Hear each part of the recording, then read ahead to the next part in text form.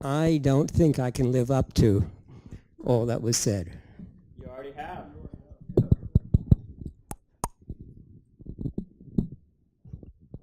We have a mic here to interrupt you. You know, I don't think of myself as a leader. Jeff Ellman put it better. I think of myself as a catalyst. That I don't start off with ideas. What I do is I start off playing around. And I start off with this idea and that idea, or this notion or that notion, or reading this or reading that. And what I really think any success I've had is because I've managed to bring together amazing groups of people. And it's because of these amazing people that I may have succeeded. Because what I've done is listen to these amazing people, and I sit back and I do a lot of listening and trying to understand what they're talking about and put it together. And in the attempt to put it together, I often ask them to explain it to me over and over and over again. And when I was at Apple, that's what I did when I first took over the advanced technology group. I had 250 really creative scientists doing all sorts of things. We were running school systems across the world. We were developing cognitive radio. I had no idea what that meant. We were developing, well, QuickTime had come out of the lab. We were doing speech recognition and speech production.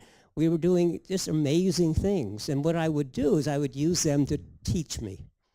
And I would go around to research group, and if I didn't know what they were doing, I would say, I want you to explain it to me. And what that meant was I would visit them, or they would visit me for a couple of hours at a time, as many times as necessary, so I got it. And that's kind of what I've done with my graduate students, and that's what I've done with my colleagues, is try to understand it. And I seem to have the ability, though, to put things together into a cohesive story. And quite often, this is what happened in our research group, is that people would be doing all sorts of very different kinds of work. And then we'd have some visit from a grant person or somebody, and I would stand up and I would give this story about what we're doing in the laboratory.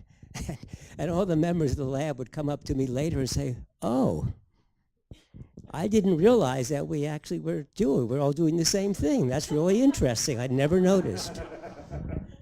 And I think that's what it really is. It's, I'm not a good leader, actually. Those of you in the design lab will sort of attest to that. But I think I am a good catalyst. And I think because I do encourage outrageous ideas, and if I encourage stupid questions. My experience is the stupid question is often the great question. Because what is a stupid question? Is when you ask something that everybody else says, oh, that's obvious. Well, you have to ask one more question. I'm a big believer in the 5 whys. Always ask, why was that? Why was that? So when someone says it's a stupid question, why? And pretty soon somebody will say, well, that's how we've always done it. And then you know you've hit pay dirt because, well, I see you've always done it that way. Why? So that's what I think I do. And it's been interesting listening to all of you. And I don't want to repeat it all. I didn't believe all of the stories I heard, but that's okay. And also, you were awfully kind because you could have said many more nasty things. It is true that just the other day I did pull the microphone away from the speaker. And it is true, as Jeff said, I gave a talk. It wasn't in my lab, actually. It was in George Mandler's. I do remember watching slide after slide after slide that I could not read and complaining 1 or 2 times and getting no response, and so just walking out saying, look, if you don't care about your audience, why should I care about your speaking? Because why do we communicate? We communicate to tell other people. So yeah, and Bob Glushko, you were awfully kind because I've heard you say in public how nasty I was to you and others. But it's okay. It's okay. You forgot all those stories. But, you know, it is true that I'm not trying to be nasty. I am actually trying to make things better. And that's what's happened, I think. So I want to just comment, though, on where we're going. I've lived through an amazing number of revolutions, scientific revolutions. And I'll just give a few stories to illustrate it. When I got my PhD at the University of Pennsylvania in what was a funny field called mathematical psychology. And I actually did my work in psychoacoustics. And my first job was at Harvard. And when I went to Harvard, George Miller, who was esteemed sort of one of the inventors of study of cognition, was my mentor. And he introduced me to the Department of Psychology at Harvard. And B.F. Skinner, who was the most famous psychologist of the 20th century, B.F. Skinner, after listening to my introduction, he stood up and denounced me and my field. Welcome to Harvard. Because I was studying the mind. I was studying how the brain worked. I wanted to know what went on inside the head, and he did not believe that it was proper. Scientists should only study what they could observe, and you couldn't observe what went on inside the head. I don't know how you physicists survive. But that was my beginning. But fortunately, Miller was wonderful, and we had these wonderful lunchtime meetings. And the lunchtime meetings would be Brunner and Miller and Chomsky and a few assorted philosophers. And it was a really good introduction.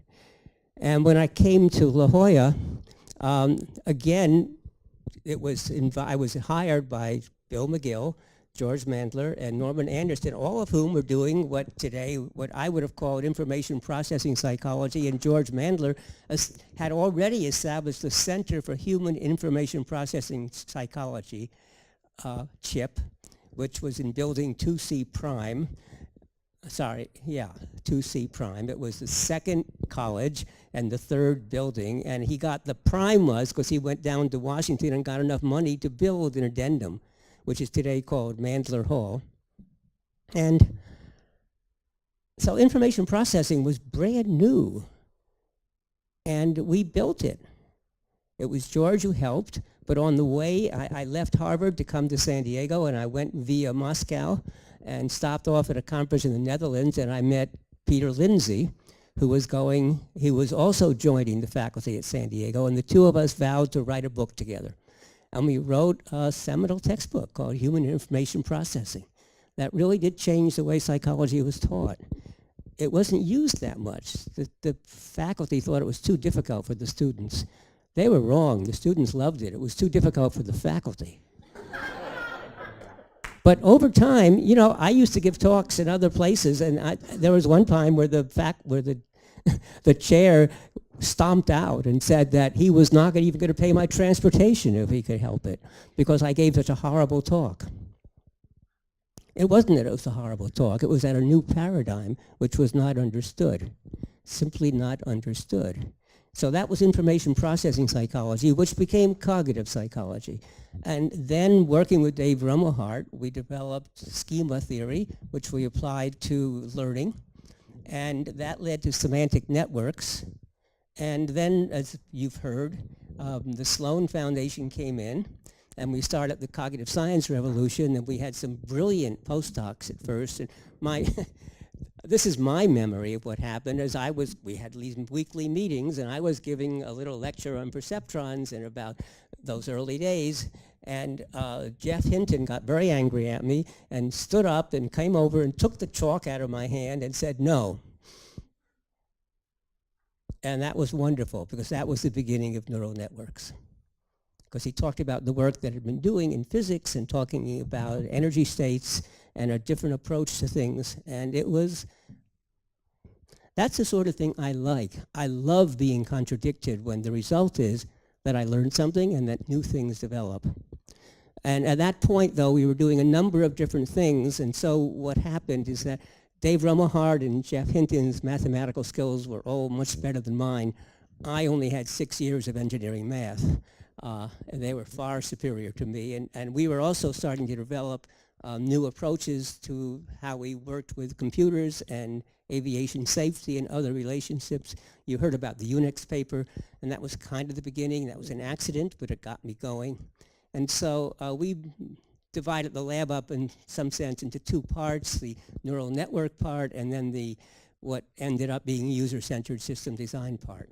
And both of these have clearly gone on to be very, very successful. So yeah, Jeff Hinton was one of our postdocs. I'm kind of proud of that, but so was Ed Hutchins, one of our postdocs, and the work that he did, Cognition in the Wild, is magnificent. But there were a group of magnificent postdocs. Again, being around really the great people was what made a difference. And then I sort of got and stumbled into design because I was working on aviation safety and I was looking at the 3 Mile Island nuclear power accident. I was called in to look at why people had made those silly errors. And we decided they weren't stupid. They did intelligent things. The design, you couldn't have designed the power plant any better if your goal was to cause human error. And eventually, and I spent a sabbatical in England at the Applied Psychology Unit and couldn't even work the light switches or figure out the doors or water taps, hence the book, The Psychology of Everyday Things. I used to argue with J.J. Gibson, who used to come visit frequently, and we disagreed completely about everything, but we both loved to argue, so we went and argued back and forth and back and forth. And in writing the book, I realized that I could use Gibson's ideas. And again, that's what I try to do, is I put together all the things I've learned. Okay, here I am now back at UC San Diego, and I think that we are on the verge of a new revolution. And it has to do with the elite nature of design. And for that matter, almost all of our product stuff. Designers are trained experts. We send out our anthropologists, our ethnographers to understand what the fundamental needs are. We determine what people's needs are. We do all our kind of work we do to figure out what the solution might be. We do prototypes, we test. We then develop it, and then we give it back to the people and say, see, I figured out where your needs are and what will solve them, and aren't you thankful? No. If you actually look around the world and look at the kinds of problems people have, there are lots of clever, wonderful people out there solving their needs, figuring out all sorts of imaginative, creative things, and why can't we take advantage of that? Why can't we work with them and help them? Because a lot of times they do something, but they use, in New Zealand, it's number 8 wire to patch a couple things together. In the United States, it's duct tape. There are all sorts of ways of creating things, all sorts of wonderful, exciting people. People discovered IKEA furniture. Well, that's all kind of nice, but you know, I didn't want that table. I wanted something different. So there's a whole website called IKEA Hacks, which says, hey, don't buy it for the furniture, buy it for the parts. So you buy this table and this lamp and this chair, and here are the parts, and here's what you can make out of it. And so this is, we're tending to call it democratizing design, although we're changing that name. But it's putting the power back with people. And I think it's going to be a very, very powerful thing. And we'll see Scott, Vineet Pandey are doing this in what's called N of 1 trials. People can do their own experiments on themselves to find out what really works for them and what doesn't work for them. And that's very exciting. We're bringing this into healthcare and medicine. There's a group in Portugal that I visited where it's called Patient Innovation, where people invent their own cures to monitor their grandmother, to make their own prosthetic limbs, to make devices that help people to keep track of their medication. All the people doing it by themselves. So here's where I think design is moving. I'm giving a talk in Shanghai in 1 week, and so I've been actually thinking hard about how to describe it.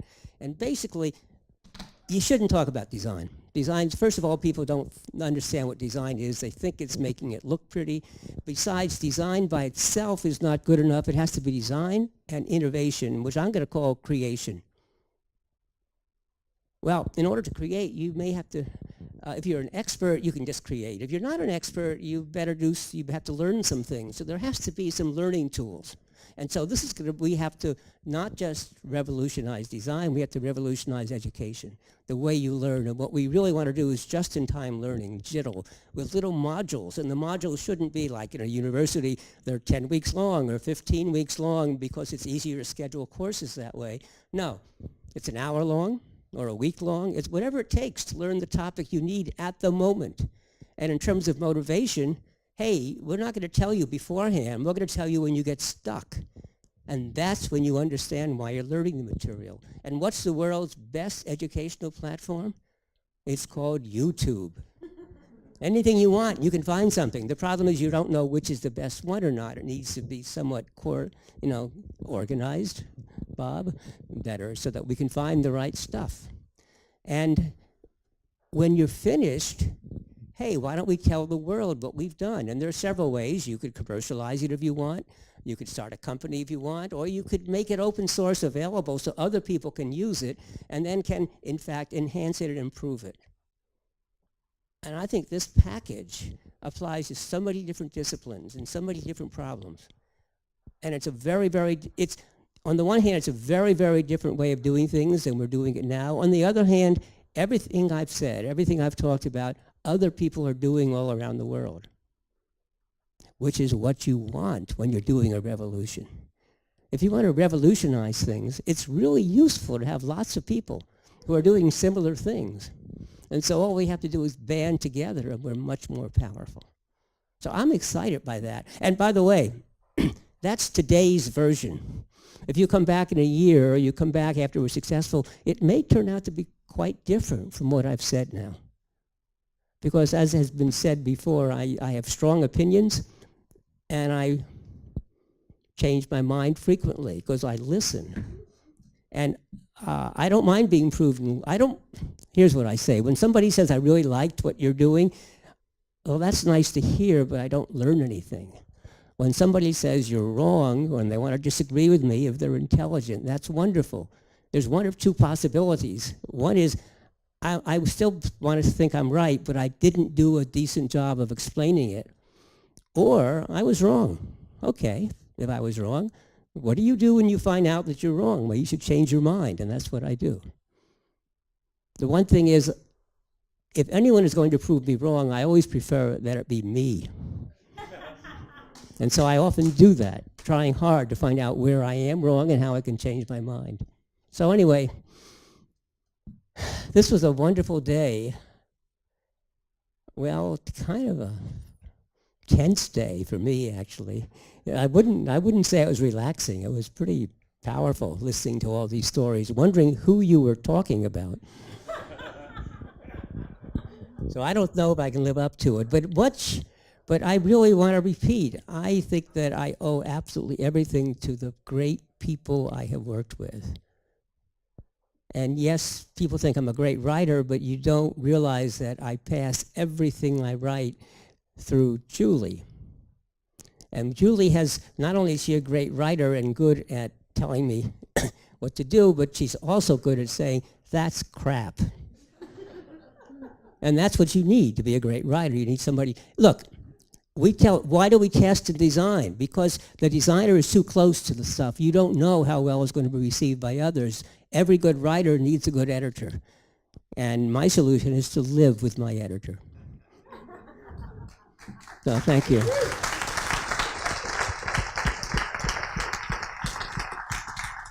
So again, I really want to thank all of you. I know a lot of you worked really hard to bring this day together. And a lot of you have traveled quite a distance to come here. And I've received so many emails from people who couldn't make it, apologizing for not being able to make it, from Europe and from across the country. So it really is quite amazing, and I really, really do appreciate it. Thank you.